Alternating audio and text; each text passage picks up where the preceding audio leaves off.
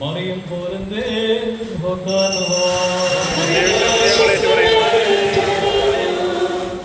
അന്യോന്യ സ്നേഹിപ്പിനെന്ന പുതിയൊരു കൽപ്പന ഞാൻ നിങ്ങൾക്ക് തരുന്നു. ഞാൻ നിങ്ങളെ സ്നേഹിച്ചത് പ്രകാരം നിങ്ങളും പരസ്പരം സ്നേഹിക്കണം. പരസ്പരം സ്നേഹം നിങ്ങളുണ്ടായിരുന്നുവെങ്കിൽ അതുകൊണ്ട് നിങ്ങൾ എന്റെ ശിഷ്യന്മാരാകുന്നുവെന്ന് എല്ലാവരും അറിയും. ഞാൻ നിങ്ങൾക്ക് ആ സമാധാനത്തെ വിട്ടിരിക്കുന്നു. എന്റെ സമാധാനം ഞാൻ നിങ്ങൾക്ക് തരുന്നു.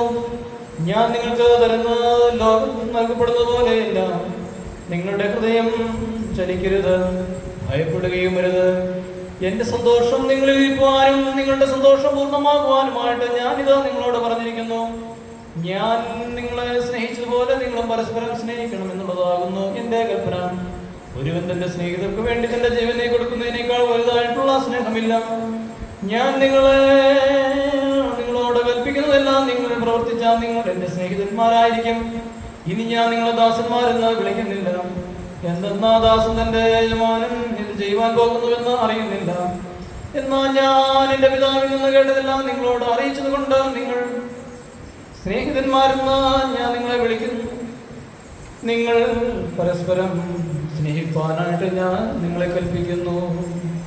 ലോകം നിങ്ങളെ ദുഷിക്കുന്നുവെങ്കിൽ നിങ്ങൾക്ക് മുമ്പേ അത് എന്നെ ദുഷിച്ചു എന്ന് അറിഞ്ഞുകൊള്ളുവിൻ.